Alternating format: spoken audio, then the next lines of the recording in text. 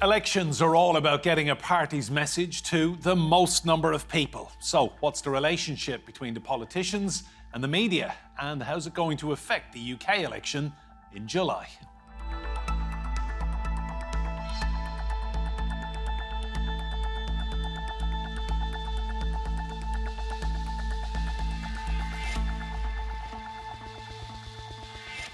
Hello and welcome to Roundtable. I'm Enda Brady. Now, campaigning for July's general election in the UK is in full swing. The headlines are wall-to-wall with policies, faux pas and the odd scandal.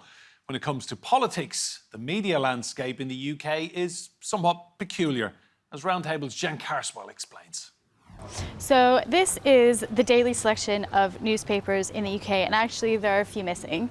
And I think for most country standards, it is quite a lot. So I'm just going to explain a little bit sort of what the landscape is and how they're different. So first of all, we have tabloids. So they're a bit smaller, more salacious headlines, and they tend to be sort of grabbier, punchier, and a little bit more gossip.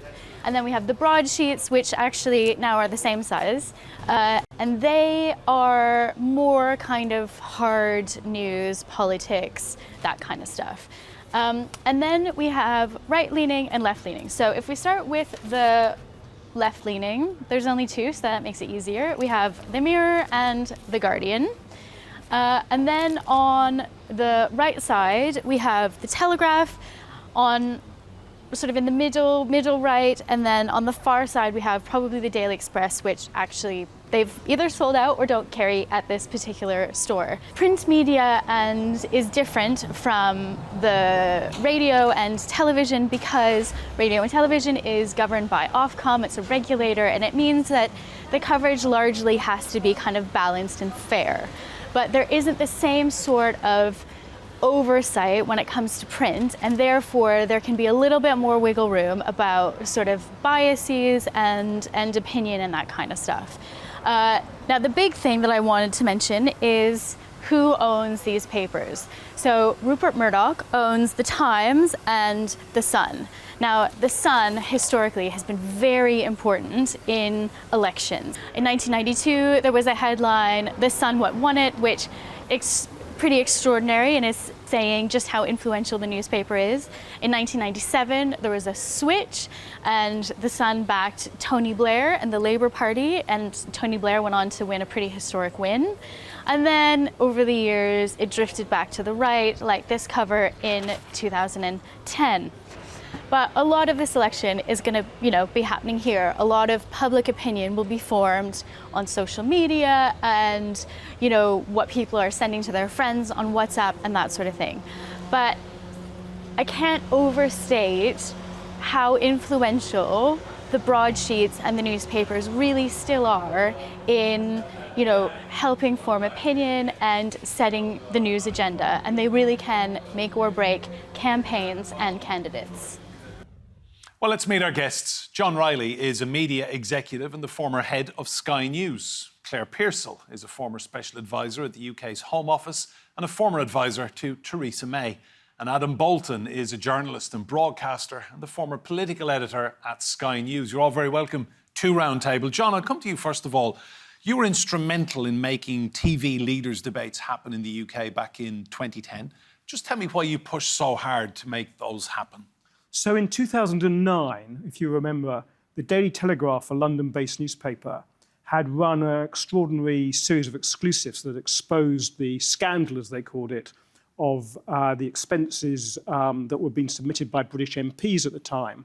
And it was a huge story. And one of the results of that revelation was that MPs in this country, of all parties, were perceived to be in very low esteem. And I decided that it was a rather sort of canny idea to try and leverage the fact they were in low esteem with bringing about the debates, because I felt that the public and the electorate and MPs were disconnected because of this big scandal about cash.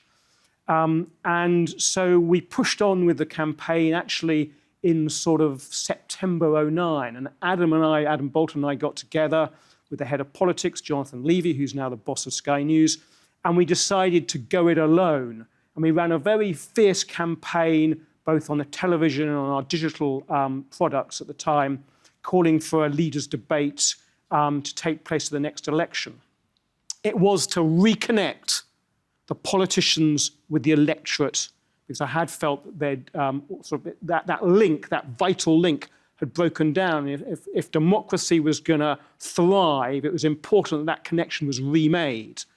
And I was surprised at the animosity I got from my fellow broadcasters.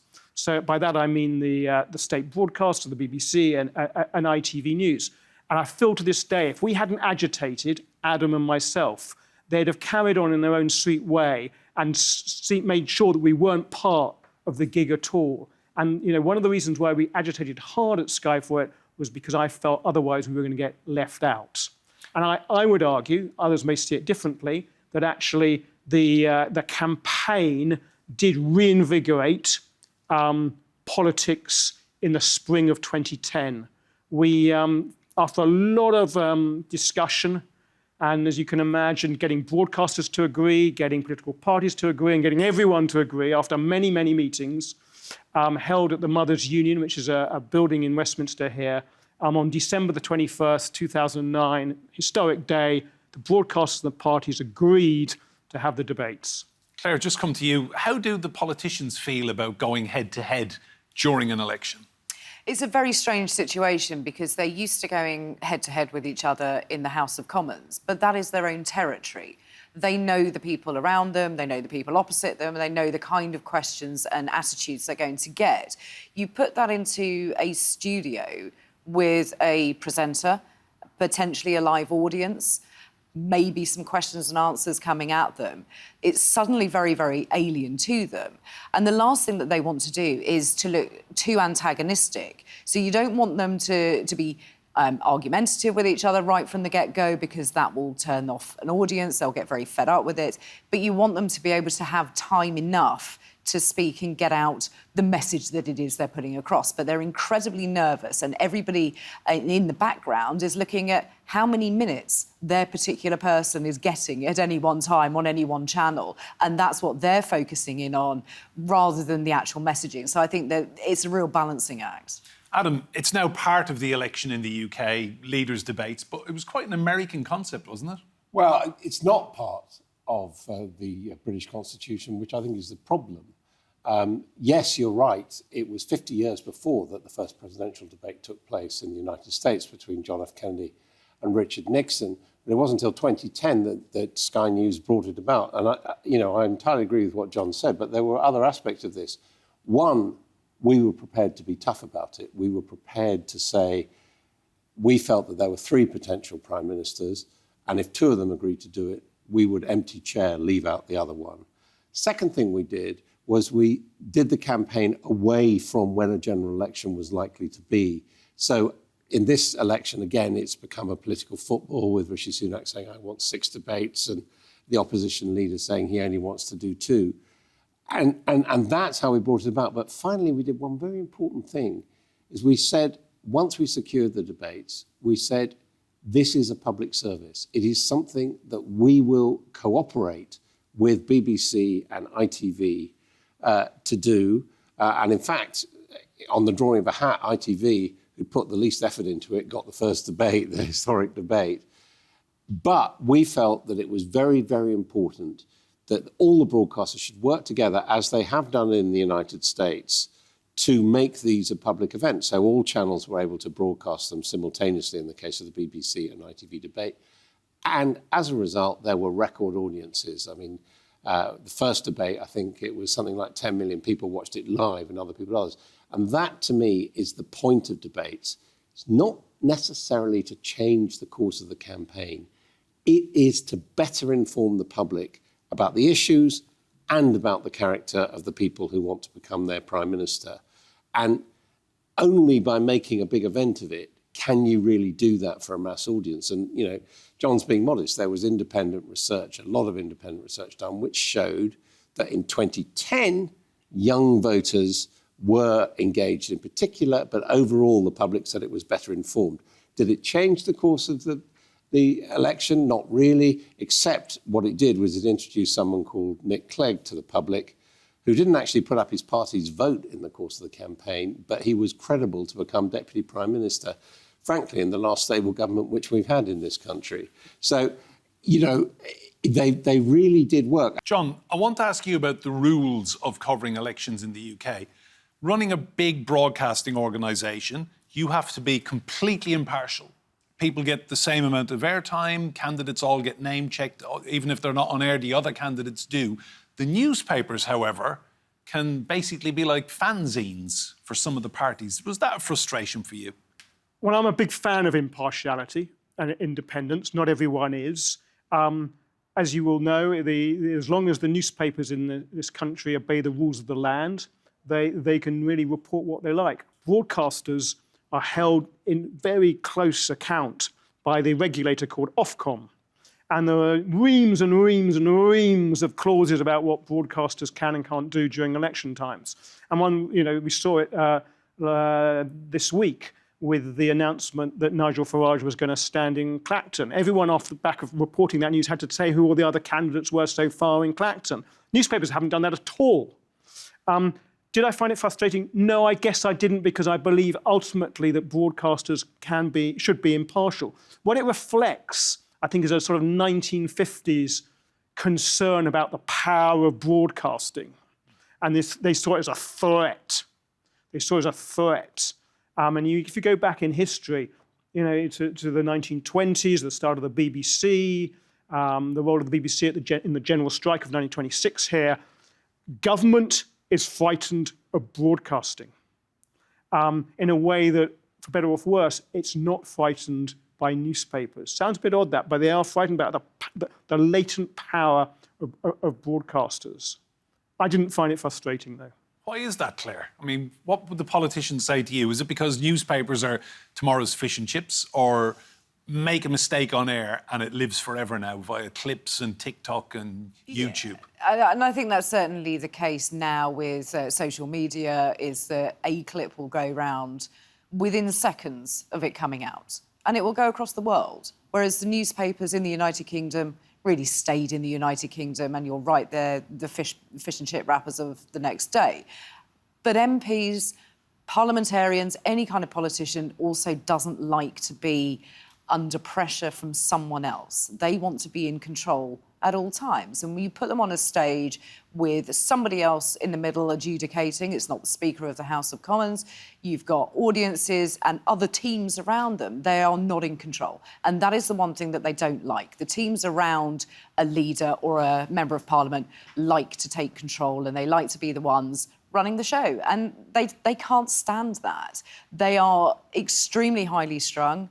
They are very, very precious of their image, and they don't want any words to go out that they haven't thought through first. So that's what they don't like. The other thing is that what we're doing now, broadcast, the hundreds of millions of people that this channel reaches, we are the news.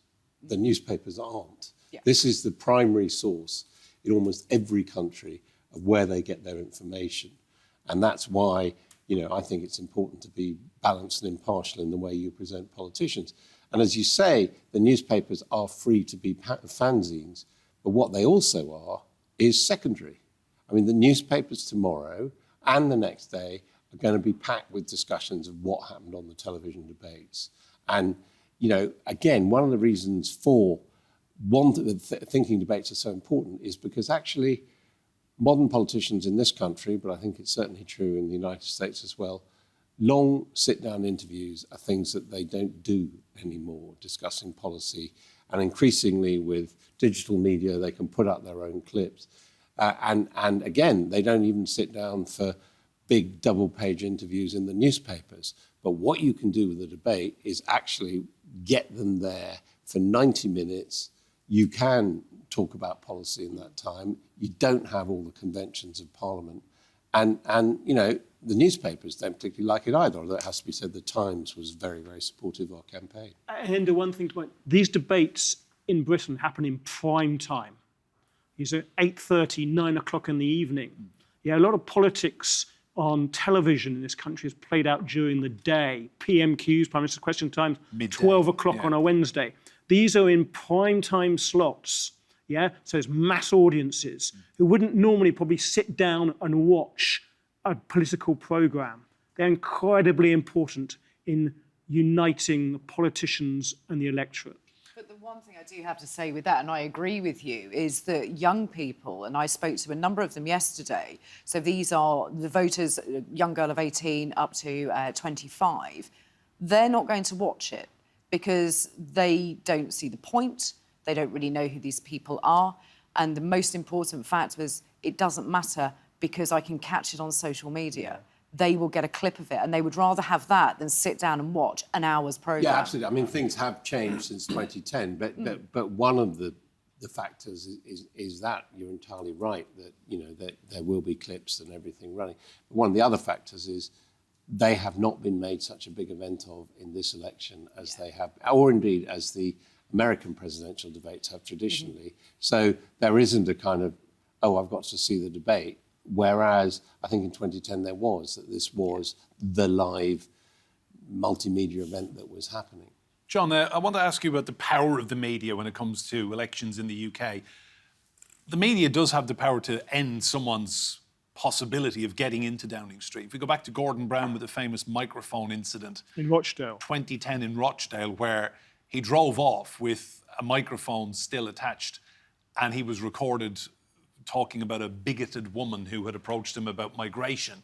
The media does have an awful lot of power. But these are elected politicians, yeah? And it's not our job in journalism to protect them and defend them. They're highly sophisticated individuals. They need to be aware that they're operating in a very sophisticated media world, and they need to be careful.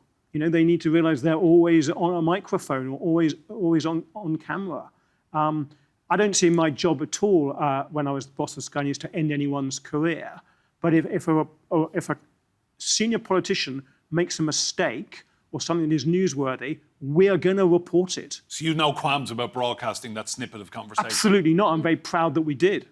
Claire, just talk to me about how choreographed everything is nowadays, because we're seeing Starmer and we're seeing Sunak with lots of supporters behind them with the placards, and it seems to be very sterile. I mean, the other week I saw a reporter getting ejected from a building for broadcasting. Yeah, it is very stage managed. They want to protect the image, and I don't think that's the way forward, because when you dig down to the details, you find that these are local party members, fair enough, local councillors, OK, getting there, and then they plant the questions. So once you start looking at it, it's a very tight operation, which is why they don't like the debates, because it widens that out. There was an event that's happened recently with the Home Secretary, where the media were actually kept at arm's length. I heard about this from a reporter who said they were allowed nowhere near to where the event was taking place. They weren't allowed to hear the clip, the pool clip that goes out to all media. They weren't allowed to ask any questions. They had a set 10 minutes in which to go and shake somebody's hand.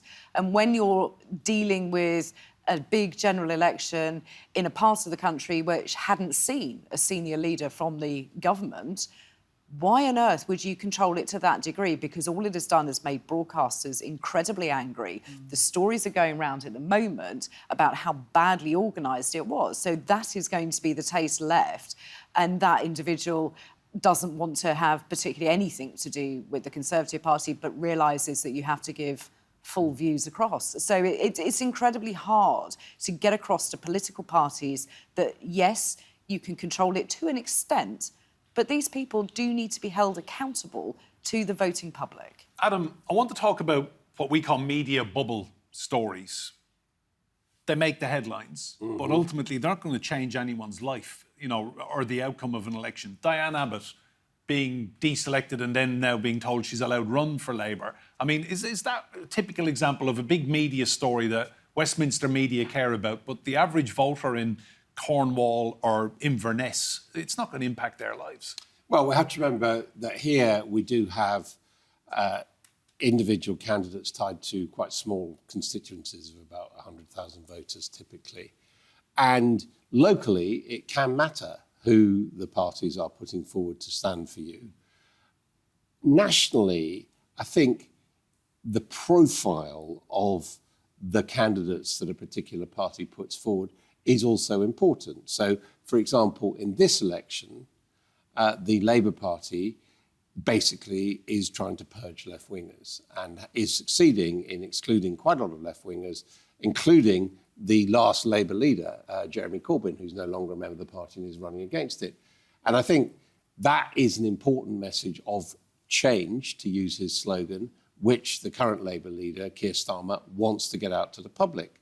Similarly, in 2019, Boris Johnson built a coalition of people who were very much in favour of Brexit, of leaving the European Union. He put in a lot of candidates who agreed with him on that, and he had previously disqualified about 20 people, including leading ministers. So again, he was sending out a message, which in that case was very successful with the electorate. This is what we stand for now. So in that sense, the argument over Diane Abbott, who was the first black woman MP ever elected in 1997, actually a former journalistic colleague of mine before that, now 70 years old, she is an iconic figure. And basically, they messed it up, that they had more or less reached an agreement that she, having made some remarks suggesting fundamentally that only black people were subject to racism and Jewish people or redheads Irish people as well. Irish people, weren't, which was a stupid remark. But she was also very close to Jeremy Corbyn. She was suspended. Because she's iconic, the plan was to give her back the whip and then praise her and send her off into retirement. That was mishandled very badly. And she, at the age of 70, not in good health, has now, out of pride, I think, said that she's going to stand for another 5 years. The point about that is it will communicate to the public something about the way Keir Starmer runs his party. A, that he's not in total control, because he would have liked to have seen this particular left-winger join the others who've gone. But B, and I think this may be a story we'll be talking about if Labour's elected quite soon, that some of the people around him, young men, they're called a boys' club, who are very successfully running the Labour Party organisation, are not necessarily the people who have the deftness of touch to run a consensual government for the whole country, and that may well emerge. They were the people who were responsible for basically boasting that they had excluded Diane Abbott, which sparked off this whole affair. John, how much pressure is there in the gallery on election night when you're running a massive international news channel to get things right? And I'm thinking about a TV series which was a dramatisation, but Succession. There is a scene in Succession where it's the US presidential election and they go early. They call it. They're getting pressure from candidates to call it for one guy. Did you ever have any political pressure or interference from people? No, none whatsoever, because the politicians would know that they can't do that. Yeah, it is pressurised, and, you know, careers and brands go up and down. I mean, I've been in the chair on election night a few times with John as my producer, and one of the pressures you get is that, you know, there are 650 constituencies and results come in sporadically. So you have the exit poll, which is pretty good, really, telling you how things are going. And then you get results from different parts of the country. And the parties always want to argue and say, well, your exit poll's obviously won because we've just done terribly well there. And you know, you have to have the experts to say, well, actually, I think when we see the picture at the end, it's going to be closer, you know, to what we want to show. I would just make one point about that scene in Succession, and this is a rare thing, a defence of Fox News, that clearly that channel is based on Fox News. And in that, what happens is they bow to political pressure from the right, from the Republicans, to call the election for the Republicans. Actually, in 2020, Fox News went the other way, to the fury of some of the people working on it. It called the fact that there were Democratic victories which made it very unlikely that Trump was going to win. So in that case, it was Fox News' journalism which triumphed over any political prejudice. Claire, final question to you, Claire. On the other side of the media coverage when the politicians see the exit polls come in? What's the buzz like? I mean, if it's going your way, it must be a great boost. I think that you always still look at it with suspicion. Obviously, you want it to come out with your party being on top. That's only natural. It's a really difficult time because there is nothing more you can do. The polls have closed. They're giving you an indication of what's going on. And you're right, there is this awful gap in between. So just because the polls have closed, it doesn't mean that the votes are being counted straight away. It doesn't happen like that. So we are there in a communal sports hall at 2:30, 3 a.m. in the morning, trying to keep the candidate completely sane, keep an eye on what's going on with the count, and also keeping an eye on what their colleagues or soon-to-be former colleagues are doing across the country. So it's a really odd time. The stress levels are incredibly high, and these are really insecure individuals, and this is a giant popularity contest. So we always have to remember, you need to look after them a little bit. Snacks, cups of tea, a bit of nice chat to them, and sometimes you have to tell them, you need to just face up to this. Claire, John, Adam, thank you all so much for your insight and analysis. Remember, you can see more discussion and debate on our YouTube channel. Just search for Roundtable TRT World. And if you like what you see there, please do hit that subscribe button. But for now, from me and Brady and all of the team here, goodbye and thank you for watching.